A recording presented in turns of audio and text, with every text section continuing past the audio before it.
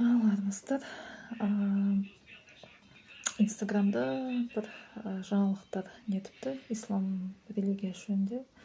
Соны комментарий жаза қоя бердім, исламистер. Мен олар таза исламистер деп айта алмаймын, өйткені өздері де білмейді кім екенін. Е таза қазақ емес, е таза исламист емес, бір адасқандар, солар қаптады. Сен қазақ үшін не істедің? Сен Тәңірші деген сектадансың, сен жаңағыдай Тоқтар ағам бірдеме, шілдеме, ішіп алған бірдемесіңдер, шілдемесіңдер. Жаңағыдай бір былапыттан кейін екінші былапыт, бір оттағаннан кейін екінші оттаған, солай болып кетіп жатыр. Мен бір ақ нәрсе сіздерге айтқым келеді. Біз конституциямыз, түсінемін, ешкім оны сақтап жатқан жоқ, бірақ сол жерде жазылған зайырлы мемлекет екенбіз. Кімнің қандай дінде, кімнің қандай сенімде өз хақысы деген. Екіншіден, өтініш, мектепке бардыңыздар ғой, хат танисыздар ғой.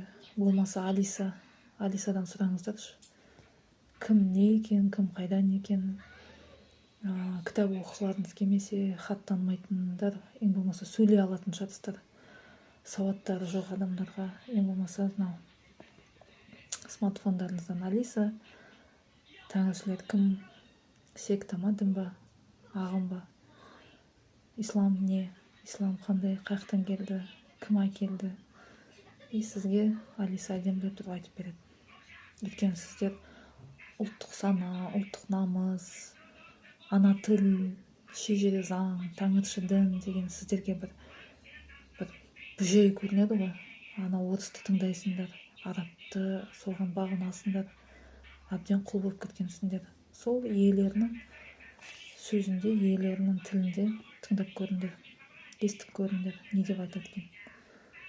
Бір таңғалым, ертең бір орыс шығып, мен Тәңіршімін, мен Тәңіршілікті мойындадым, ол дін, мен өзімді еркін ұстанамын десе, орыс бәрі соған сеніп кететін сияқты. Бізде орыс десе құдайындай көреді.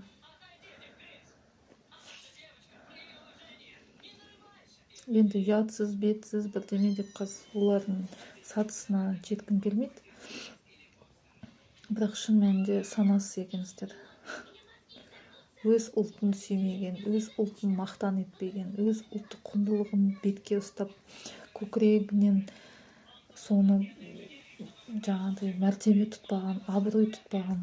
Білем, қалай өздеріңізді қазақ ұлтымын, қазақпын деп қалай айтасыздар?